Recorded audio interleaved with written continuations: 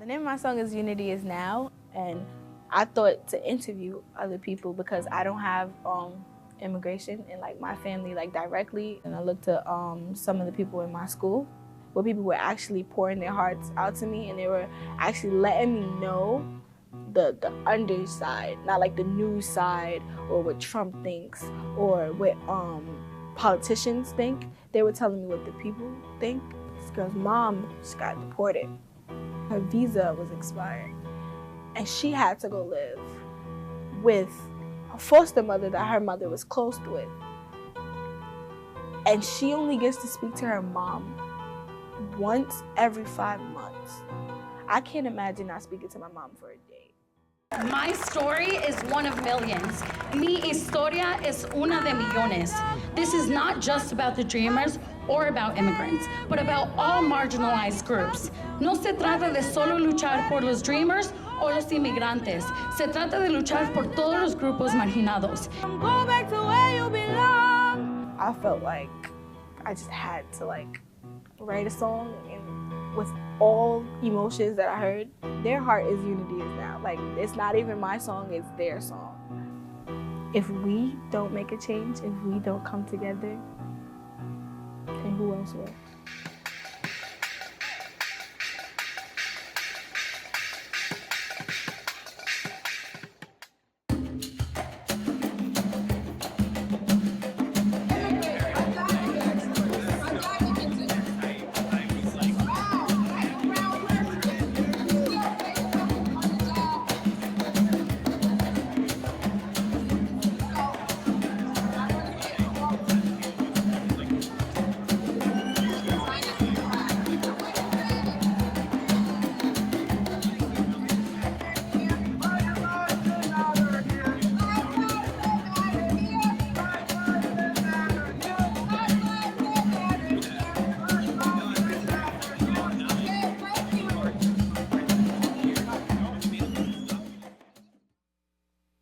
Welcome aboard once again. For those of you, those 2 or 3 of you who've never seen the show, I'm Nat Wood, and today I have an extra special guest. Let me tell you what she said in her bio. It's a short bio for someone who deserves a very lengthy bio because she's an incredible young person. Her name is Jamie Harrison Jones, but she goes by the handle of Jae Storm. She's from Brooklyn. She was born and raised in Brooklyn, East New York. Her mother is Bonita Harrison Jones, and her father is James Jones. Okay, I get it. I get it. She goes on to say that her mother and father are both still part of her life, and they both play their roles. But her mother is the real MVP. I'm gonna quiz you on that one. And she's at Wadleigh High School for Performing Arts, and she's in the 11th grade. Yeah, going to 12th this September. Do your thing. And she's performed at the Apollo Theater twice. My grandmother used to dance at the Apollo way back. You can tell if I'm talking about my grandmother. And she got selected to write a song. That was the song that you were... Yeah, that was the second song that I wrote for Carnegie, yeah. Right, okay. She's going to tell us about the Carnegie Hall experience, about writing songs, about the focus, about... because you're sort of an overcomer. You guys have gone through challenges, and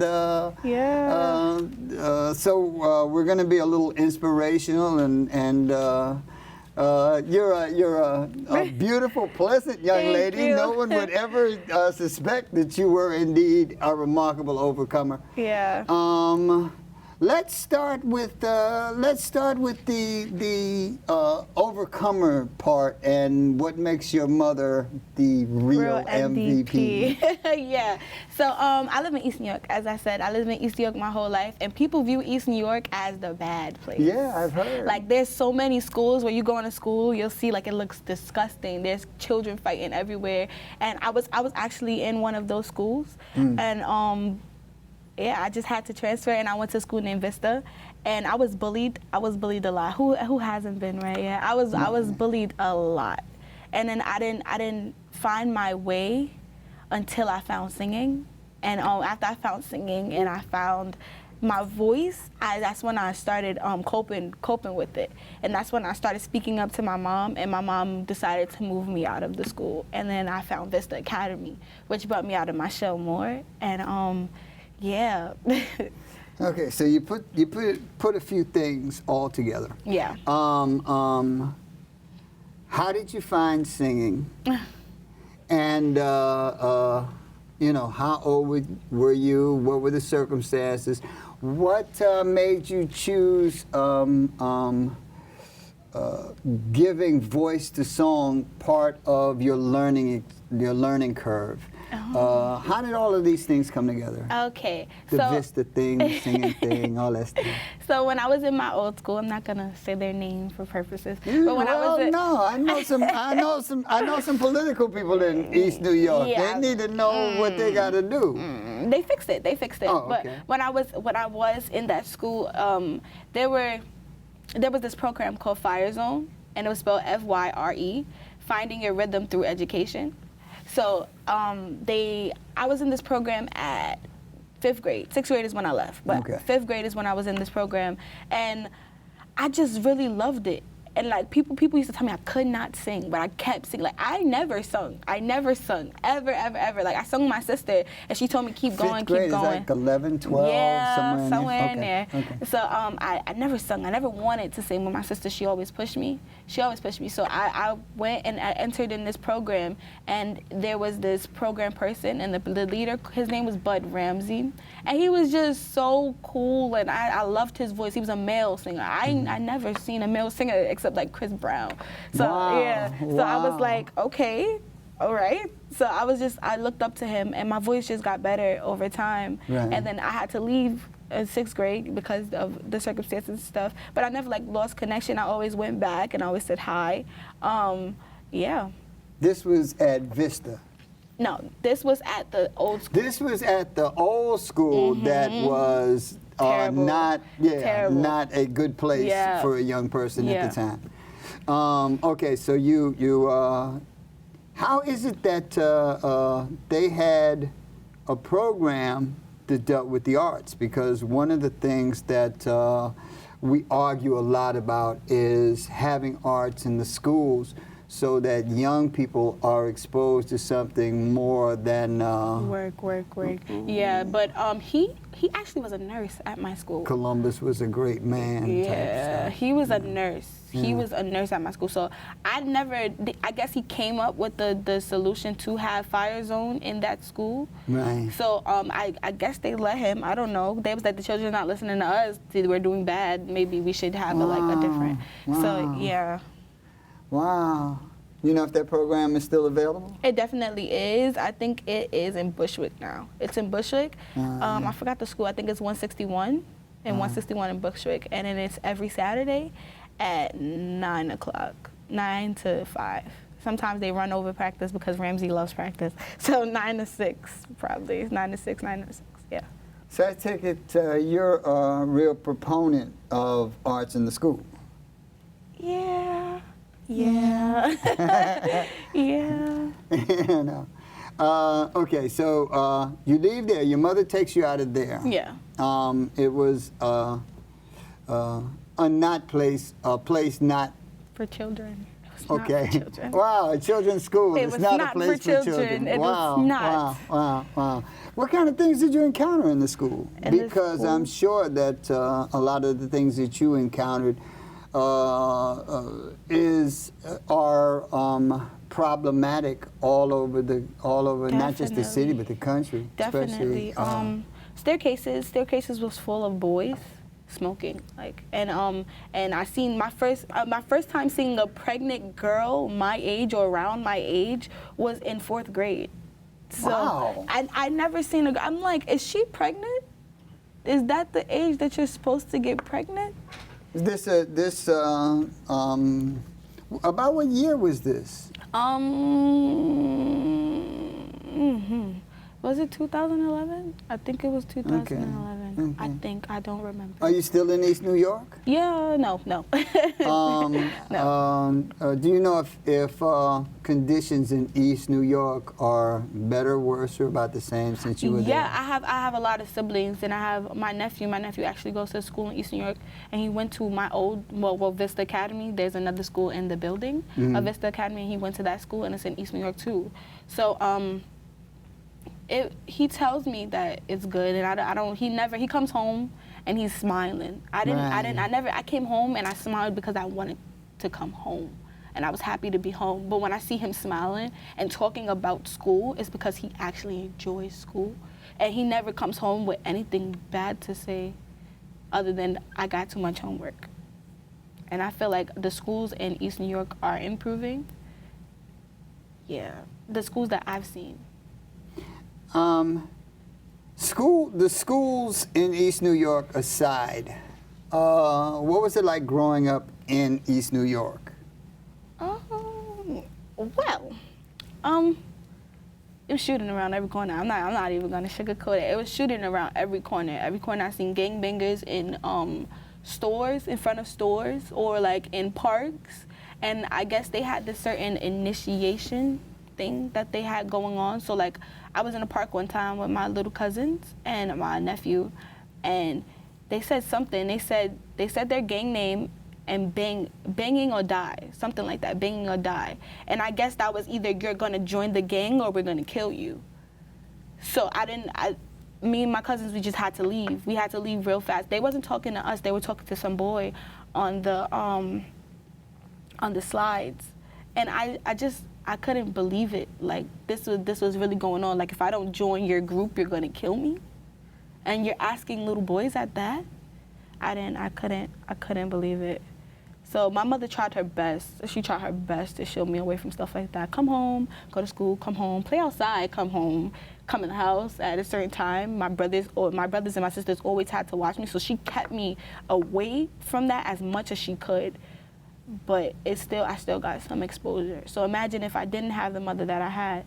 And that's exactly why kids like my age are pregnant now, or in jail now, or hooked on drugs now, or selling their bodies now, because they don't have the structure in their household, or they don't have the right living environments because people aren't doing anything within their community.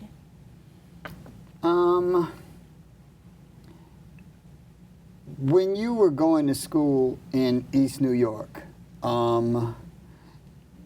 were the schools, and I'm talking like primary schools, before high school, would you consider the schools more a reflection of the community, of the negative aspects of the community? Oh, definitely.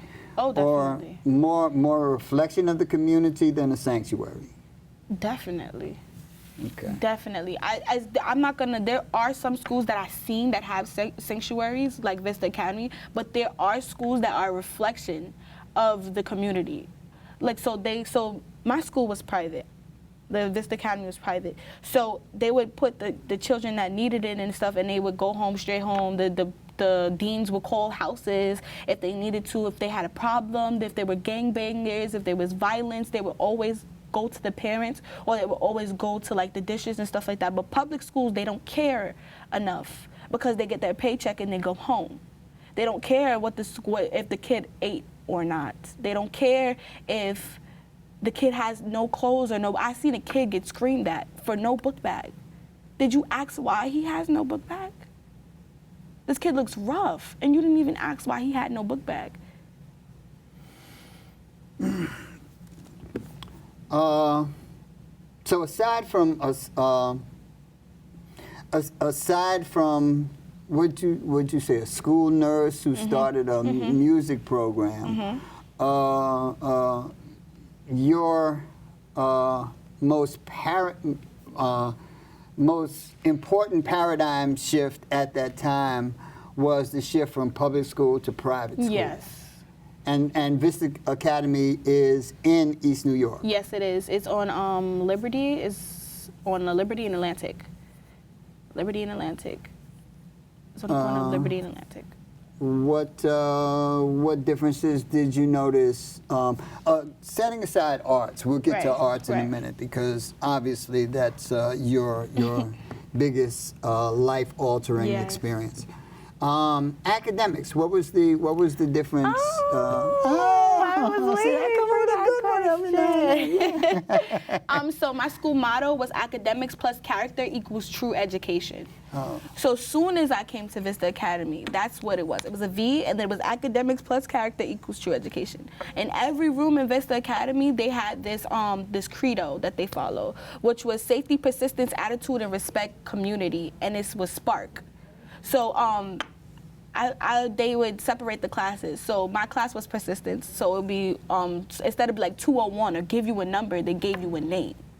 They didn't give you 201, 203, 204, 601, 602. They gave you a name. You were persistence, you were attitude, you respect, community. Like you were a feeling, and or a model that other students should follow. Oh, are you okay? No, I won't die on live TV. But hang in there, the ratings will be off the hook. Okay, so your class was persistence. Yes, it was. Oh, okay. Which was 602. Like the movie. And I was. Yes, like the movie. Like the movie. Okay. But my class was persistence, yes, and they had safety, respect, blah, blah, blah. Yeah, I said all of that. But maybe someone in the control room will see me dying and give me some water. Please get him some water. Please.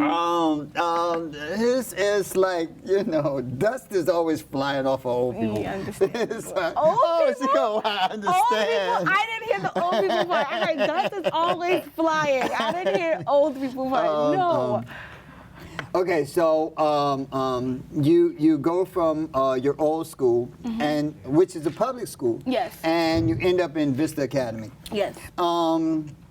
Which is a private school. Yes. One of the biggest changes that you see is in the way the school itself views academics and safety. Yes, academics and character. I feel like I didn't have that. I didn't know what to, like, if you don't have a model or a structure to follow, not only in the household, but in school, because you have your parents teaching, but then you, please. Please. No, it's all right. Go on. Sure? I do not. The camera's on you. Don't worry about it. Don't worry about it. Don't worry about it. Don't worry about it. You have, not only is it teachings in the household, but there's teachers in school too. Teachers are supposed to be, and I don't want to say that, they're supposed to be responsible for you. They're supposed to groom you to be a great scholar. Not only a good scholar, but a great scholar. Not only a student, but a teacher too. So, the fact that I moved from one not so great school to a great school, right. And I saw like the structure and the change and the people, and not only that, but the people, me going there, the school was new. The school was actually a baby. So the only grade in that school was 6th grade. Yep, and then the next year it was 7th grade, and then the next year it was 8th grade, so we had a full middle school. We actually moved a bad school out, and I wish that we could have like kept the bad school in and like tried to shape them or make them better, but we moved the bad school out, which was 302. So 302 got moved out and Vista got moved in, and Liberty, which was my little sister's school, had the same kind of nice. Yeah, it had the same kind of feel as Vista, which was in the same building. And then Apollo, which was another private school, came in too. So there was 3 schools all teaching the same thing, and I feel like the students were learning. They were learning. What was your favorite subject? Oh, humanities, because I love Miss E. Oh, that is just like the movies. Go on, humanities. Because I love E. Miss E was everything. Miss E was so straightforward. Right. And not only humanities, but they had this other class called DMP. And it was called Decision Making Period, where we did mindfulness and we did meditation and we did getting in tune with the body and your soul and making it right with yourself before you can make it right with others. So DMP with Mr. Smith and humanities with Mr. E, it shaped me. Those were my 2 favorite.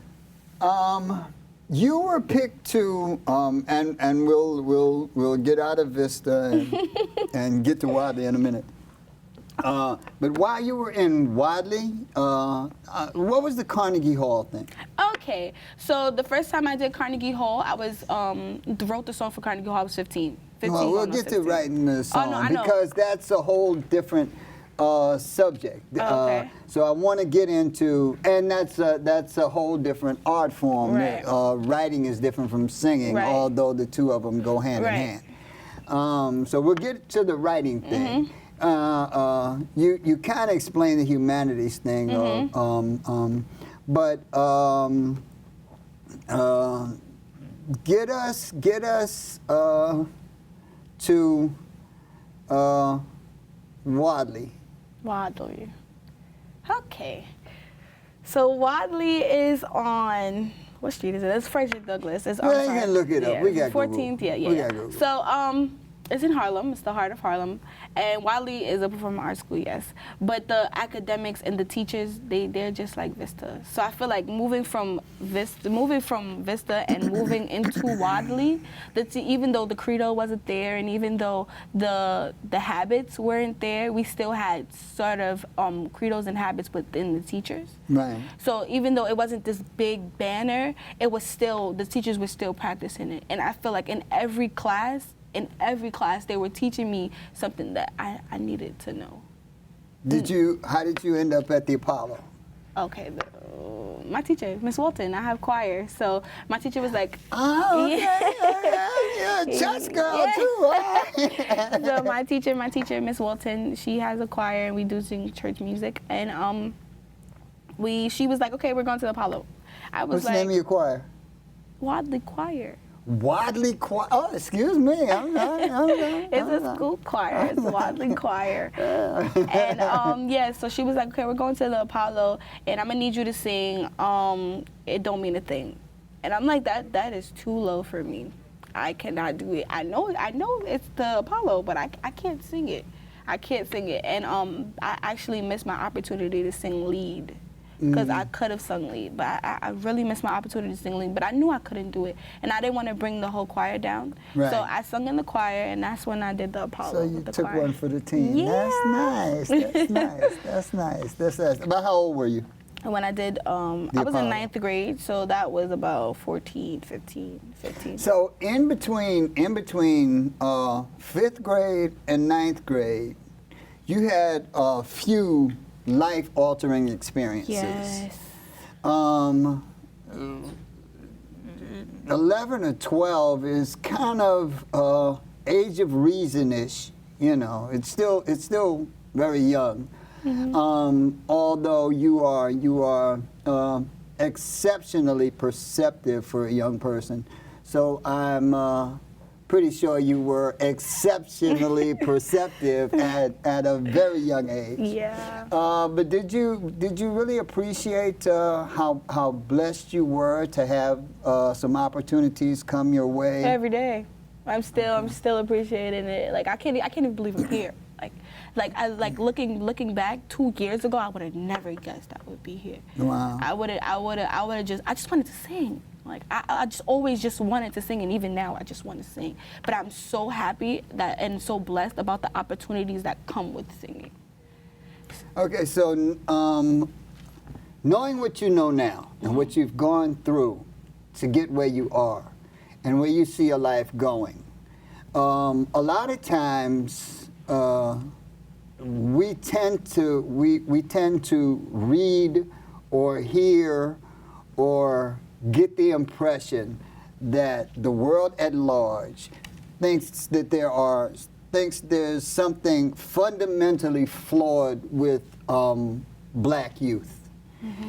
And that they are simply the product of an environment doesn't care, their savage nature, yada yada yada, bad parenting, whatever the spin is. Knowing where you came from and knowing what opportunities have come your way because this much opportunity, you were blessed with this much opportunity. What's your opinion about the need for opportunity and access to things and what that actually means to a young person. Opportunity. And, yeah. Opportunity. So I'm gonna say something that my teacher said to me, and her name is Miss Coda. She said, opportunity and work ethic is what you need, not only opportunity. So me and her was talking, and she was talking about a school in Chinatown, and she said we had Saturday school in Chinatown.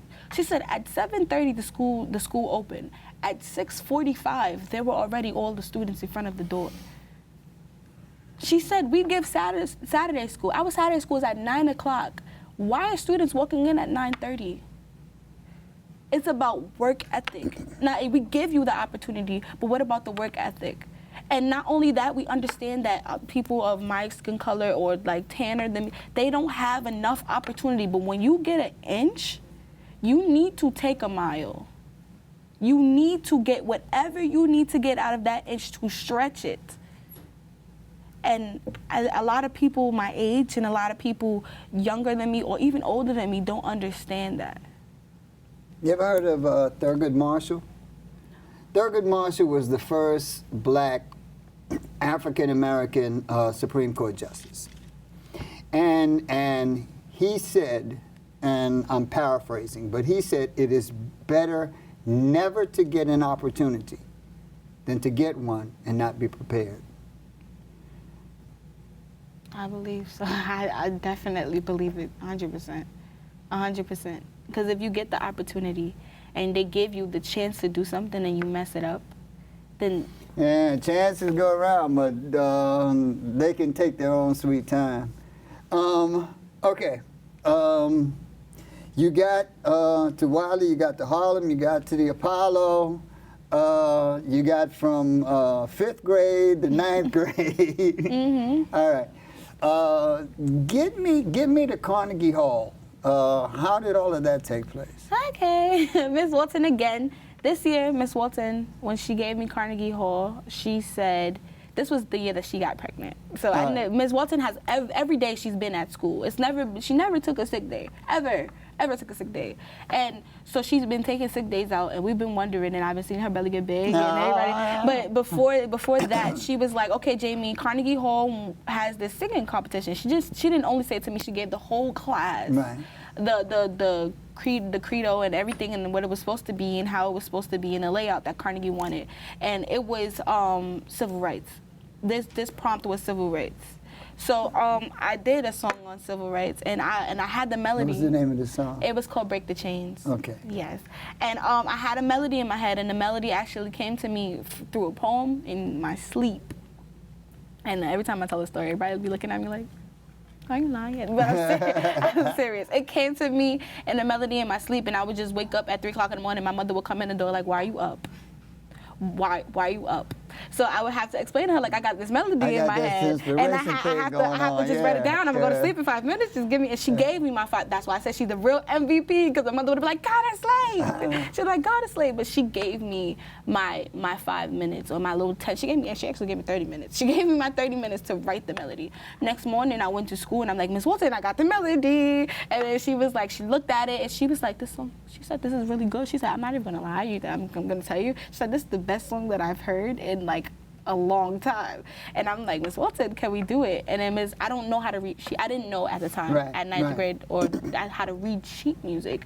So she helped me to do it, and she helped me to write the score. And we had, by the time it was December, we had a full score. And she was supposed to leave in September, but she stayed, on maternity leave. But she stayed till December to let me go to Carnegie Hall. Well, let me submit it. So was we submitted it. Was that the young lady who was playing on the piano? Yes. Okay, cool. That's cool. Miss Walton. Cool. And she submitted the song, and I was anxious from December all the way to January, because by the time we hit January, I'm like, Miss Walton, did they call me already? And she's like, Jamie, just be patient. And then they finally said that I won, and at first I was like, oh yeah, okay, good. And then I was like, this is Carnegie Hall, oh my God, I'm about to perform at Carnegie Hall. Someone like, and I was bummed out a little bit that I didn't get to sing my song that I wrote, but I was happy that Kelly Compare got to sing my song From the Color Purple on Broadway. Wow. Yeah, Wow. From the Color Purple on Broadway. So I was. You know what they used to say about Carnegie Hall, right? What? When they say, how do you get to Carnegie Hall? No. Practice. Yeah. What? Me and Miss Walter was sitting at that piano forever. What seems like forever. So, yep, so we entered it in Carnegie Hall, and we had a few practices, and they actually invited my whole choir. It was challenging. I had to write a soprano part, a tenor part, and wow. Yeah, Wow. It wasn't just a. Wow. I had to So, write wait a minute. Let me get this straight, because I'm a little artsy fartsy. Not only did you write the lyrics, but you wrote the melody line. The harmonies. Right. Yeah. And then you wrote the lyrics to go with the melody, and you worked with Miss Walton. Yes. On the arrangement, on the musical arrangement, and then you worked out the harmonies and the different parts for all the in singers. 2 months. Wow. All in 2 months. Yep, because she had to leave in September, but she kept coming back in little days to helping me and stuff like that. But she left in December. So all in 2 months, and then sometimes I had to do it on my own and then come back like, Miss Walton, look, I did something else to the song, and she'd be like, yeah. But yep, it was challenging, but it was fun at the same time, and I'm glad that I challenged myself to write a whole score. Like, not only just a song for myself, but a song for everybody. Like, and I'm getting there. Has that reality set in? How dramatic a moment that is? How incredible a moment that is? Yes, I cried. So on practice, it was the last practice, and this is the last practice Kelly Compare came in. And she sung my song, and I met her before, but then I met her after too. But when she was singing my song, I broke down into tears. I'm like, I'm on the stage in Carnegie Hall, and she's singing my song so beautifully, and I could never imagine, and I just liked it so much. And I'm a very dramatic person, but I feel like that wasn't drama. That was pure, honest tears. Right. Yeah. Right. Humanities. Your song. You didn't simply write a song or get picked to write a song, or however the process worked, because no one's ever picked me to write a song for Carnegie Hall. So, you know. But you chose a specific motivator for the song. That motivator was, you said in your video, children of detainees and what it's like to. You actually specifically said what it would be like to be separated from your mother, how you could empathize with that. Oh my gosh, yes. Take me through that process, because it's a creative process that's based on something inspirational. Right. So take me through that. I had no idea about I knew about it. Of course, I saw it on TV, and I saw what everybody had to say about immigration. And me and my friends actually talked about it, because my best friend she's actually from Guyana, and she's not from here. So we talked about it, and we talked about how she couldn't get a job because she had to go back to get her passport, and she had to go back to get green card. And so we talked about it, but I never felt it. I never felt like maybe I should listen more. So when they came up with the migration era and I was like, okay, I'm gonna write a song about immigration. I'm gonna write a song. So I didn't have nothing exactly into my family. So I went to my schoolmates, and I went to people in my school. So I asked around, and everybody was giving me the real. Everybody was giving me teachers, students, I asked janitors. I asked everyone. I was going around with a notepad and a freaking pen, and I was going and I was asking everyone, and they were pouring their hearts out to me. But the story, it was one story that hit me, and that's the story that I talked about in the video about her mom. I just when she talked about her mom, how she was taken away from her mom, and she had to stay with a friend, not even a family member, but a friend, because she was a foster parent. the friend's mom was a foster parent, because that means that her mom oversaw, like her mom saw it. She saw it coming. She saw her daughter having to stay and her having to leave, so she befriended this foster mom. And so when she left, she went with the foster mom, and she doesn't really get to speak to her mom because her mom doesn't have the phone, and and her mom, in the places that she is at, she can't really speak to her daughter. And I don't know the like specifics of it, but all I know is I couldn't. I rely on my mom a lot. Even though I'm going to be 18, I still rely on my mother. So like having to grow up so fast, I couldn't deal with it. Like I was crying. Like me and her was sitting there crying. Like I was like, okay, I'm gonna put this notepad down. Let's have a conversation. Let's be friends. Cause I walk past you every day, and I never knew this was happening. So it pays to ask. It like to ask questions. You'll be surprised what you find out. I'm just beginning to come to terms with the magnitude of your ability. I got a little of it. It started to sink in when I saw parts of the video. Obviously, you're a writer, a lyricist, a writer, and now I'm finding out you're an interviewer. So your vision is far in excess of your musical ability because, as you referenced, you see things visually also, you know. Lead me down that process. You said you see things visually. Where you want me to start? Start with like academics or like songs? Are we in Enlighten me. All right, so let's start with academics. In academics, I always saw things visually. Like the teacher would speak and she would talk and she would be like, okay, you guys supposed to do this, and the whole class got it. But I'm like, can you show me? Can you just like run me through it? And halfway through the problem, she got halfway through. Okay, I know how you got it. Like I just have to see it first. If I see it, then I know that I have it. Music-wise, I just have to see it. So if you singing a song to me and I'm listening, I see music and melody more than I see words. So I can see the music and melody and got how you got the words. I can see it. I feel it. I feel it. So I envisioned songs. And also, I got that from poetry. Yeah, got that from poetry. I got envisioning songs and envisioning words through poetry because I had to paint a picture myself. So if I had to paint a picture myself, then I can imagine other people painting a picture for me. When did you get into the poetry thing? Whew, okay, I always been a poet. Always. That's how I started writing songs. Wow. Because I would do poetry, not even know. I would just like write down words and not even know that I'm writing down words. So the first time I wrote like I really is the time that I wrote it for one of my for my school, Wadleigh. I wrote it for Wadleigh, and I did it at the showcase, and then it was published in a book. And after it was published in a book, I went to go perform it at the New Yorker. And all right. You get around. yeah. So that's like I paint pictures and I did it with poetry. So of course I'm gonna do it with songs. I feel like you can dabble a little in everything, and everything if you learn a lesson in one thing, you can learn that lesson or apply that lesson to something else. You still got about a year to go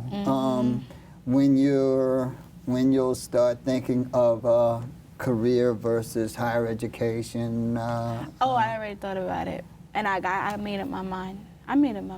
It's not. I'm not gonna change my mind. I know I'm not. I want to go, and I always say I want to go to VUU. I want to go to VUU, and I'm going to go to VUU. You know, speaking into existence. I'm going to go to VUU, but I also want to pursue singing, and I know it's going to be hard, but I'm going to get through it. If there's anybody that's going to get through it, it's going to be me. I'm going to get through it, definitely. Excellent. Do you know what you would like to major in? Business management. Wow. Yeah, wow. Business management. I feel like that's the opening door to entrepreneurship. If you know how to work through business, that's calculations, that's checks, that's money, that's everything. And I feel like if you do business first, that's opening a door to entrepreneurship. Because I want to be an entrepreneur. I want to do singing. I want to do makeup. I want to do hairstyling. I want to do clothing. I want to do everything. I want to do stock marketing. I want to do everything. I want to have my hand in everything. Because I feel like this world is so big, and I can learn from everything and everyone. So I want to do as much as I can, and no regrets. There are a lot of young people. This is going out live. And it's going out live in Manhattan and Brooklyn. It'll be shown multiple times in different locations. It's going to be in the Bronx. There are a lot of young people who are gifted, but they have not been blessed with the access that you were blessed with. A lot of times we think that what has always been is the only way it will ever be. And a lot of times the only thing preventing us from something better is someone taking the first step to change what is.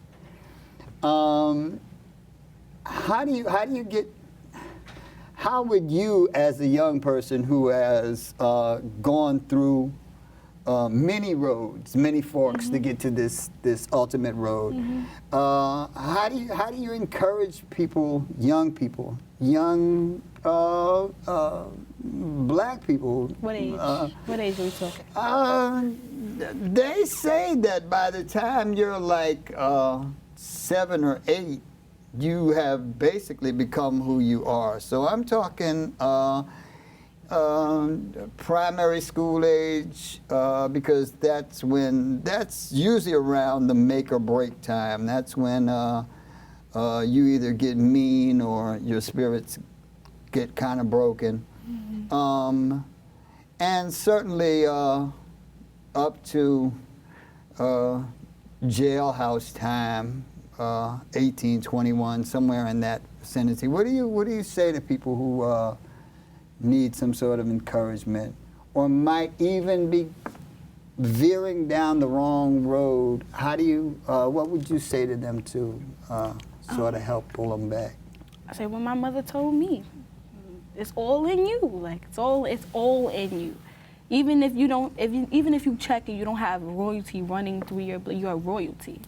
The very ground you walk on, it's royalty. Like if you work at it and you believe it and you keep saying it and you believe it and keep saying it, it's gonna happen. It's gonna happen. If you love it as much as you say you love it, and you want it as much as you say you want it, and you do it as much as you say that you want to do it, it's gonna happen. There's no way that it can't happen. If you say, I'm going to be a doctor, and you read every book on being a doctor, and you go to school, and you get A's in all classes, and you go to college, there's no way that you cannot be a doctor. There's no way. If you're doing everything that you're supposed to do, there's no way. If you work your hardest, and I mean like to every bone in your body, like if you don't feel tired, then you're not doing what you're supposed to do. If you're not tired, then you're not doing what you're supposed to do. I feel like singing. It's just like singing. It's just like singing. If I'm singing and I don't feel it in my gut and I don't feel it hurting in my diaphragm, then I'm not doing it as I'm supposed to. I'm not giving it my all. So if you're not up reading books at 3 o'clock in the morning, it's not gonna happen. If you're not asking questions, not gonna happen. So my point is it's in you. Just work at it. Keep working at it and don't stop. What's the name of your song? Which one? How many songs have you written? How many songs have you written for Carnegie Hall? 2. Yes. How many songs have you written? I read a lot in my book. A lot. Okay. But there's songs out. Okay. There is a song out called Fake Love. It is a song. All right. Yeah. I probably should have asked you about that earlier because that sounds intriguing. Yeah. We'll get back to that. The song that you referred to, "We Are Unity Is Now. Unity Is Now. Tell us about that. Unity Is Now. That was the immigration song. That was the immigration song. That was the immigration song. Right, Break the Chains was the first song that I ever did, Right. and Unity Is Now was the second song. All right. I'm not gonna put you on the spot and ask you to sing, but you can kind of give us some of the lyrics of it. Of which one? Unity Is Now. Unity Is Now. Yeah. So Yeah. the first opening act is, I want to be free, and I want to be me.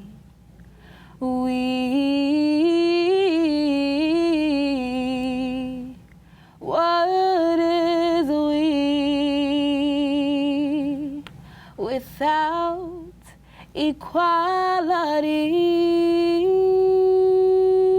equality? Yep, that's the first part. Whoa. Thank you. Whoa. Thank you. That's the first part. amazing. And I put her on the spot. I didn't, No, you tell me to sing, I'm going to sing. I'm going to sing. Wow. Wow. Wow. You are blessed. Thank you you. are blessed. Thank you very You are much. blessed.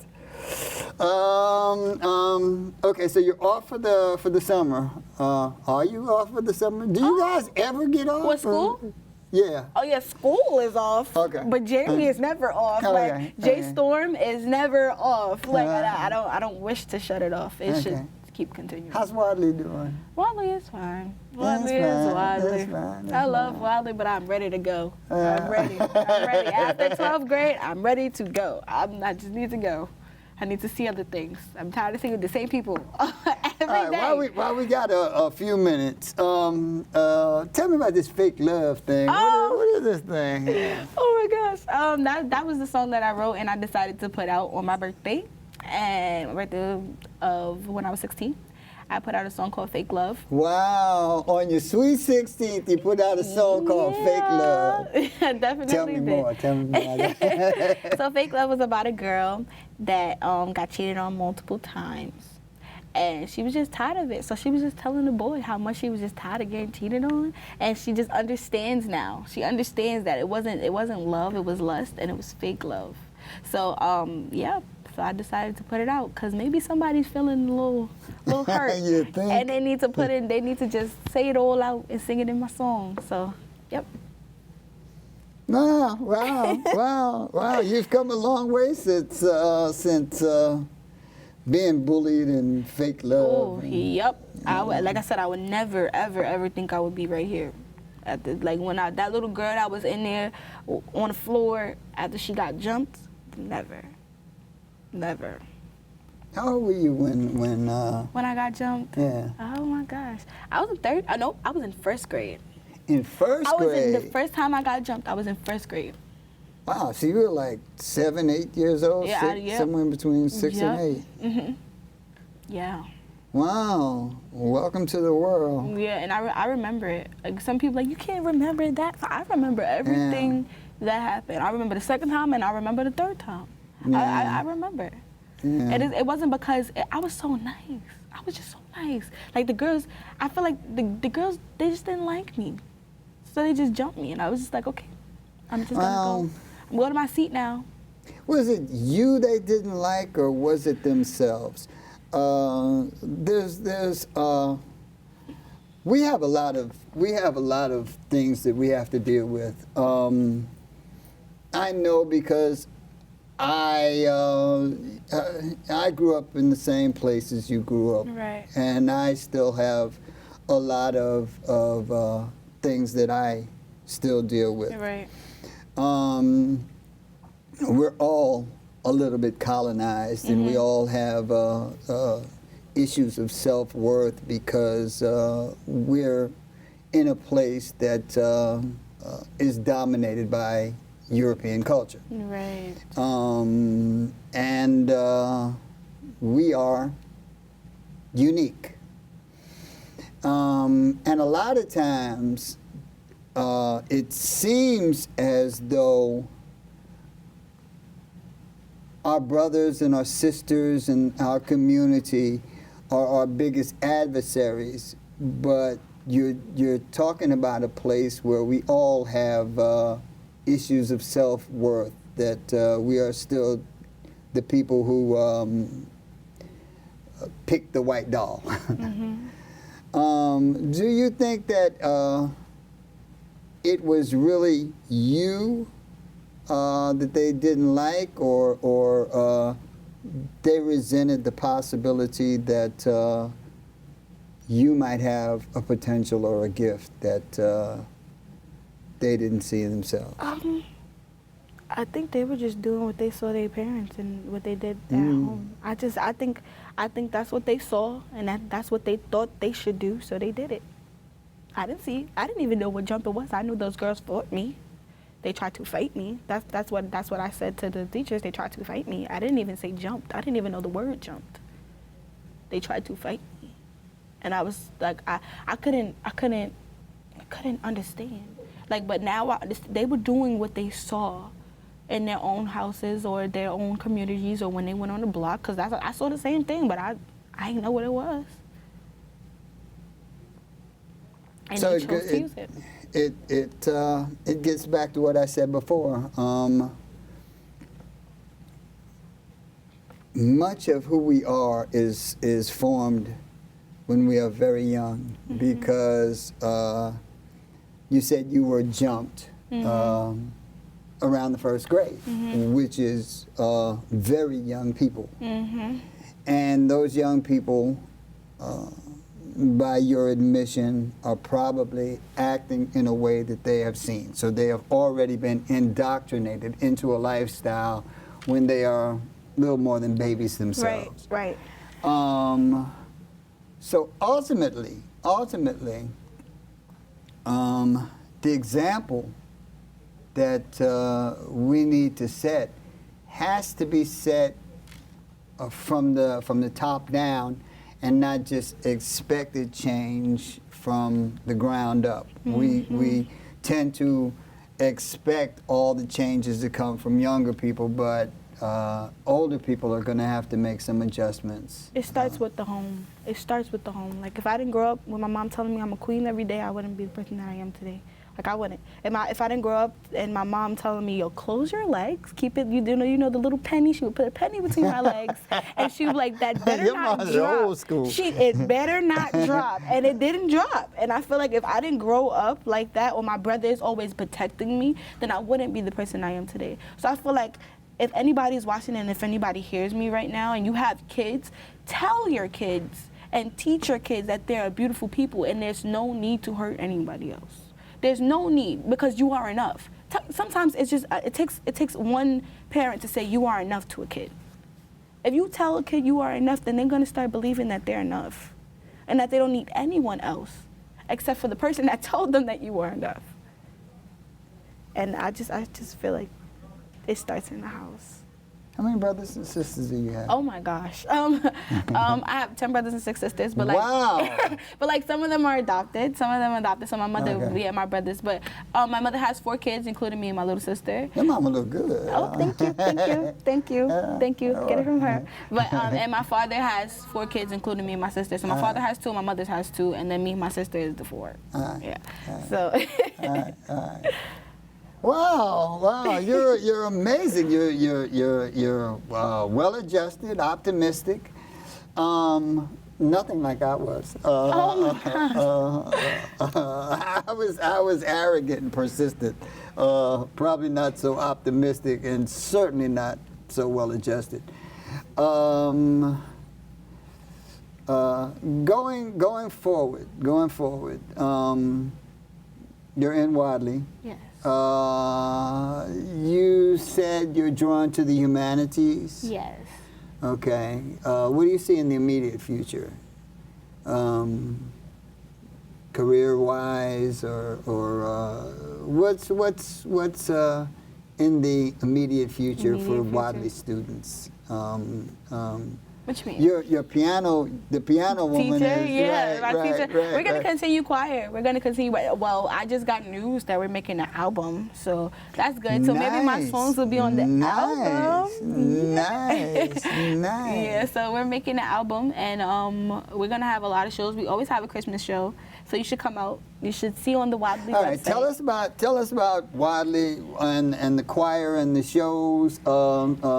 Get some people to come out. Please. and we need you. yeah, We love you. Yeah. How do we find out what's going on in your school? And because obviously you're very entertainment oriented. Yeah. And community oriented. Yeah. So how do we support Wadleigh and So what you gotta our do, children? go on your little smartphone or your computer. I go into them. Go to wadleighsecondaryhighschool.org. Yeah. Right? And you're gonna see my video, so you should click on that video and then you should go to YouTube and then click the like button. But but you should go, and then it has all of our upcoming events. So we did a show, we did what did we do? We did Once on This Island. We did a play. That was actually our first play in a while. And I was Team Moon. I was the lead. I was so happy and I loved it. And my friends played the soccer, the gods, and it was actually really fun. And a lot of people actually came out. We always have celebrities come out, and so the boy from Brotherly Love, the brother, came to see us. The person that played the soccer came to see us, and we had fun. So I feel like you should come and join Wadleigh. And if you have kids that's in middle school, Wadleigh is a high school and a middle school. So if you have kids that want to come to our middle school, don't hesitate to enroll them. And if you have kids that want to come to high school, don't hesitate to enroll them. Okay, so that's Wadleigh, that's Wadleigh, is that correct? Okay, that's Harlem. Check out Wadleigh, what's going on. You can Google them. Yes. Come out and support them. Support your children. Your children are incredible. They're doing tremendous things. Amazing things. Yeah. Amazing. Yeah. You should come. Yeah. We only got like about a minute left, and I'm trying to think of what I need to get in. Oh, they could come and support me. I have social media, so you could come on Instagram. Okay, that's your camera. Oh, that's my camera. Hi guys. Yeah. I'm sorry. I was. Knock hello. yourself out. You could come, and my social media is Jae Storm, and the J is spelled Jae Storm_official on Instagram, and then Facebook is just Jae Storm, and on SoundCloud is Jae Storm Fake Love, spelled all the same, and I'm in collabs with TBS New Direction. And I'm like they're little mini me. So whatever they do, I do. Sometimes I come with them on jobs, and my school got the TBS is the Black Space. Yeah, Black Space. TBS is the Black New Direction, Space. right. Yes, and I got to go on jobs with them, and I got to meet new people, and it's just been an amazing experience. So if you can find TBS on Facebook and Instagram, and my mom is definitely a part of it too, and she loves it, and it's security-wise, and they have... We got like 8 seconds. Look in that camera. Tell them we'll see them next week. See you next week. Thank you for joining us.